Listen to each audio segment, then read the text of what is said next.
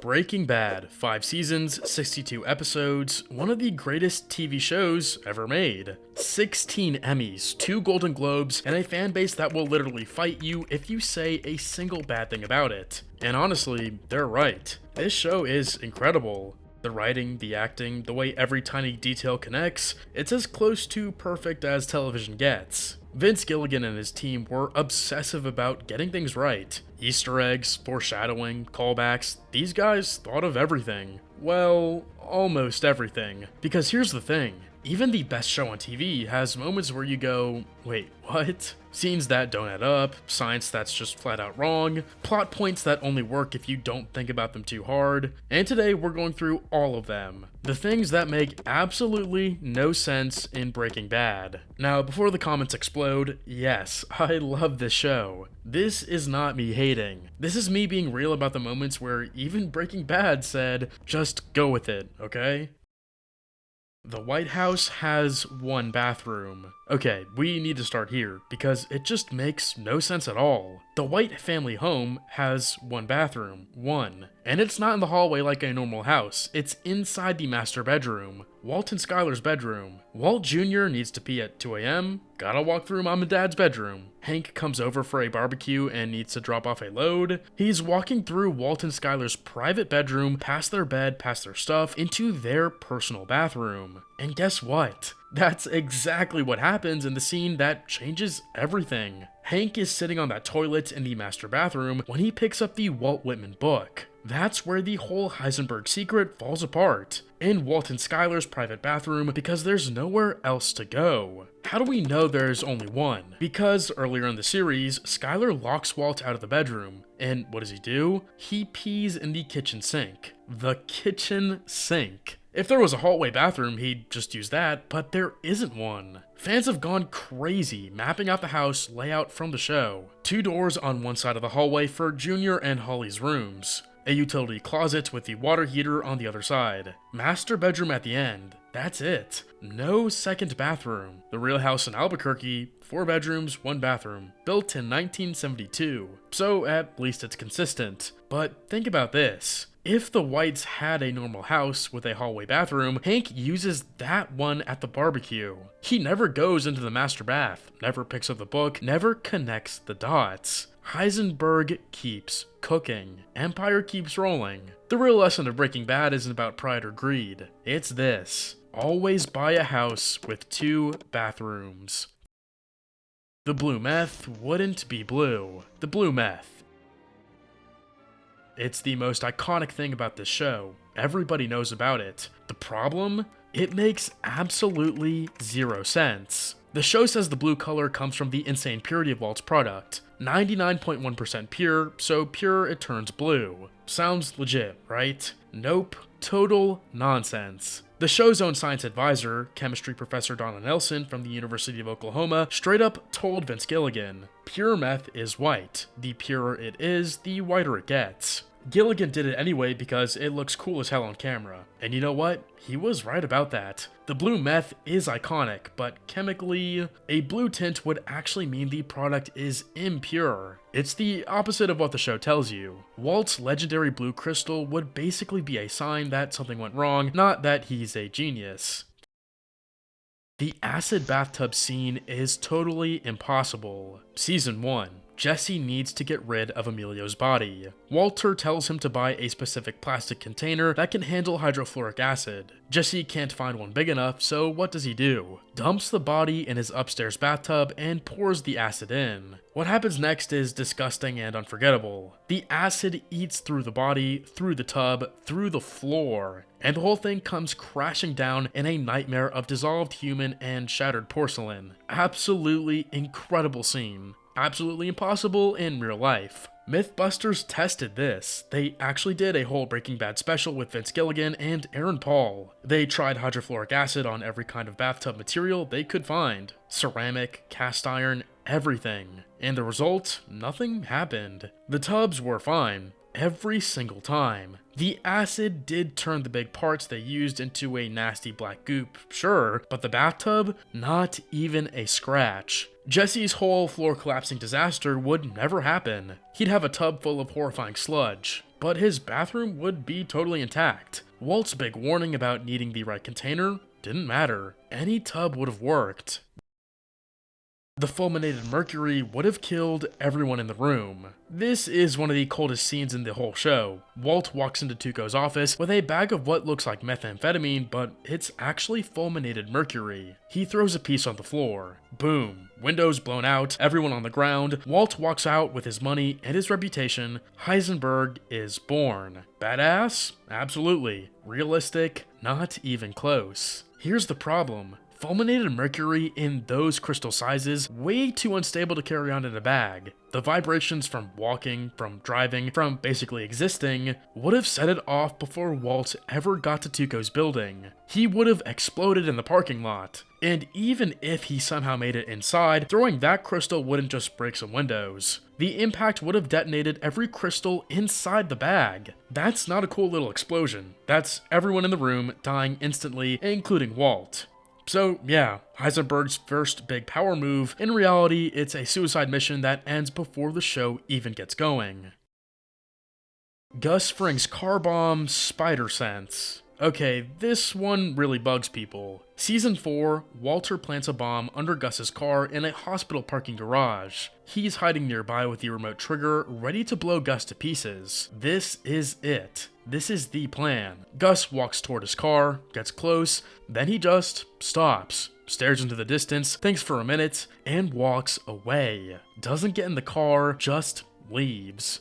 How? How does he know? The show never really explains it. Vince Gilligan called Gus one hell of a chess player when asked about it. Some fans think Gus caught a reflection of Walt's glasses from the rooftop. Others think Brock's poisoning tipped him off that Walt was making moves. But honestly, the show plays it like Gus had some kind of supernatural sixth sense, which is weird for a show that's supposed to be realistic. Better Call Saul later did some work to make this scene make more sense by showing how insanely cautious Gus is in general, but watching Breaking Bad on its own, it feels like the writers needed Gus to survive one more episode and just gave him superpowers to make it work.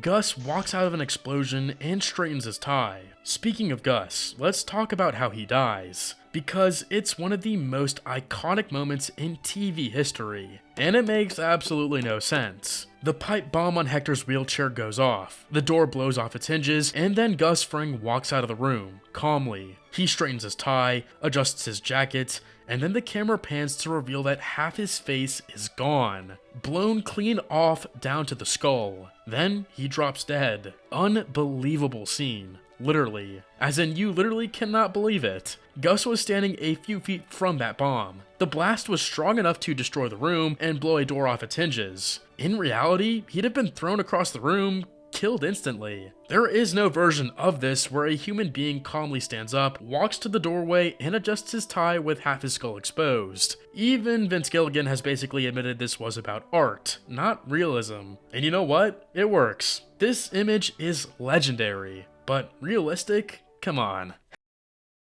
Hank's medical bills don't add up. After the cousins shoot Hank, he goes through months of intense physical therapy. Walter secretly pays for it, $177,000, and later uses that fact as blackmail in his fake confession video. Great dramatic beat. One problem, it doesn't really make sense. Hank is a DEA agent. He got shot in the line of duty. Federal law enforcement agents have solid health insurance and workers' comp. The DEA should have been covering most, if not all, of his medical bills. Now the show does try to explain this. Marie says Hank's insurance wouldn't cover the specific treatment he needed to walk again. And okay, sure, the American healthcare system is a nightmare. People do go bankrupt with insurance. But $177,000 out of pocket for a federal agent shot on the job? That's a lot. It exists because the show needs Walt's drug money to become a weapon against Hank. And dramatically, it's perfect. The scene where Hank realizes Marie took Walt's money is absolutely devastating. But the logic? The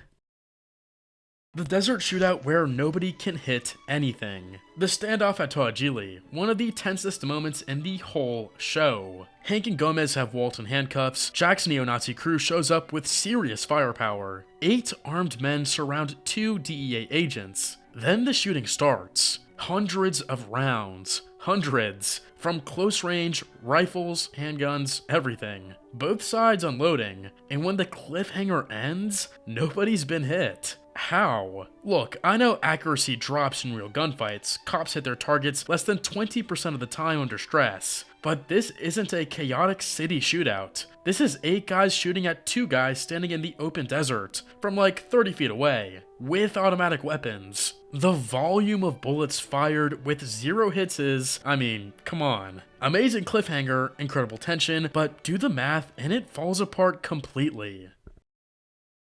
Walt kissing Carmen. What was that about? This one isn't a science mistake or a plot hole, it's just weird, and out of nowhere. Season 3, Walt's spiraling, Skylar sleeping with Ted, Walt is humiliated and angry, his school principal, Carmen Molina, who has been incredibly supportive through his whole cancer situation, calls him into her office to talk about his erratic behavior. She's been giving him time off, cutting him slack, basically bending over backward for this guy. So what does Walt do? He leans in and tries to kiss her. Carmen freaks out, Walt gets put on indefinite leave, and the whole thing is basically never mentioned again for the rest of the show. Here's what's wild. The showrunners originally planned for Walt and Carmen to have a full-on affair. That idea got dropped. But this awkward kiss survives as this weird leftover scene from a plotline that doesn't exist anymore. It doesn't fit Walt's character at all. His whole thing is his family. He's obsessive about Skylar, furious about Ted. He never shows interest in anyone else for the entire run of the show, except for this one random moment that goes nowhere. Meth doesn't make you see things. Early in season 1, Jesse smokes meth and has a full-blown hallucination. He sees 2 Mormon missionaries showing up at his door, and his brain turns them into giant, threatening bikers carrying weapons. It's a tense, paranoid scene. One problem, meth doesn't do that. Meth is a stimulant, not a hallucinogen. It doesn't make you see bikers that aren't there. Former meth users and addiction experts have all said the same thing. Meth can make you paranoid, sure, and after days without sleep, it can cause some mild perceptual weirdness. But a full visual hallucination where you see completely different people? Nah, that's more of an LSD thing. The writers probably used it as a quick visual shortcut to show how meth messes with Jesse's head. Walt's phosphine gas trick wouldn't work. The very first episode, Walt's big genius moment. 2 drug dealers are threatening him in the RV, so he throws red phosphorus into a pot of hot water and creates phosphine gas. A deadly poison. The dealers drop, Walt and Jesse survive, except that reaction doesn't actually produce phosphine gas. A chemist named Jonathan Hare broke this down for the BBC. Red phosphorus can react with hydrogen to make phosphine, sure, but with hot water? Nope. The reaction Walt performs wouldn't produce anything dangerous. These 2 guys would have just been standing there confused while Walt throws powder into a pot. To be fair, this is the pilot, the science advisor wasn't fully involved yet. Later seasons get way more careful with the chemistry, but it's kind of funny that the very first time the show tries to prove Walt's a genius chemist, the chemistry is wrong.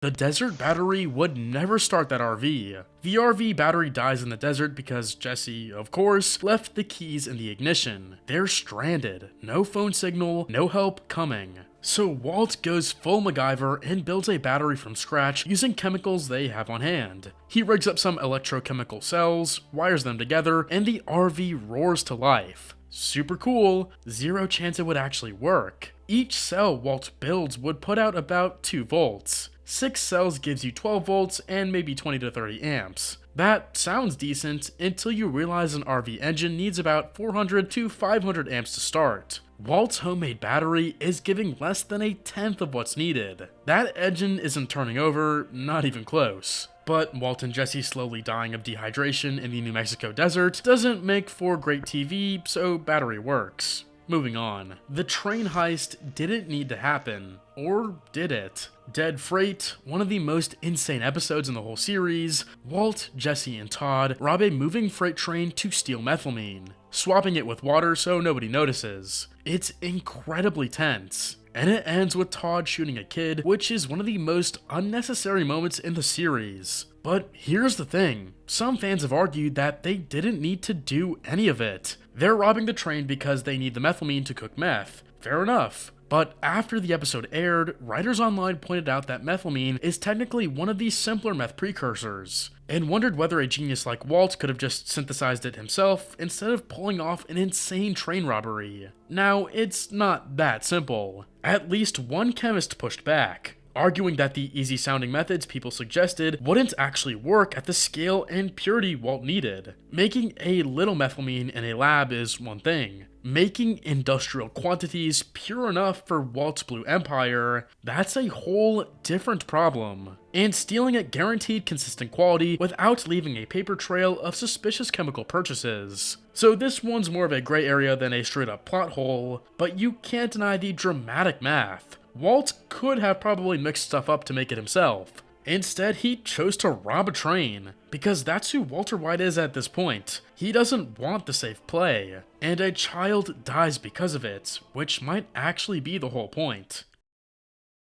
Tuco says he runs Albuquerque, but Gus is right there. Season 1, Tuco Salamanca beats the hell out of Jesse and screams that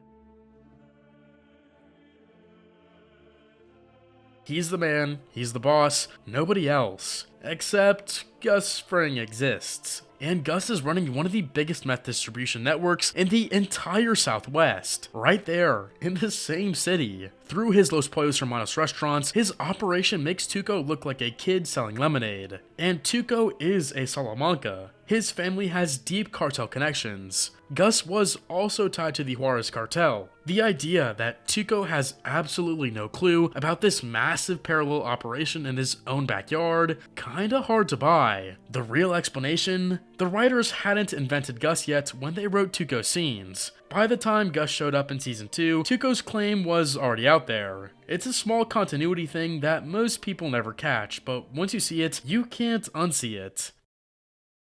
Why doesn't Gus just lock Walter in the lab? Last one, and it's a big one. After Walt and Jesse kill Gale, Gus's planned replacement, Gus is stuck. He can't kill Walt because nobody else can cook the blue meth at the purity his buyers expect, but he also can't trust Walt, because Walt has proven over and over again that he's dangerous and impossible to control. So what does Gus do? He just lets Walt be free. Free to drive around, free to plot, free to do whatever he wants. And surprise surprise, Walt spends the entire next season figuring out how to kill Gus, which he does. But why didn't Gus just do what Jack's neo-Nazi gang does to Jesse in Season 5? Lock Walter in the lab, chain him up, force him to cook under threat of killing his family. Gus has the people, the resources, and absolutely the willingness to do something like that. It would have solved every problem. Walt cooks, Walt can't escape, Walt can't plot. Instead, the most careful, meticulous criminal in the entire show lets his biggest threats walk around for free.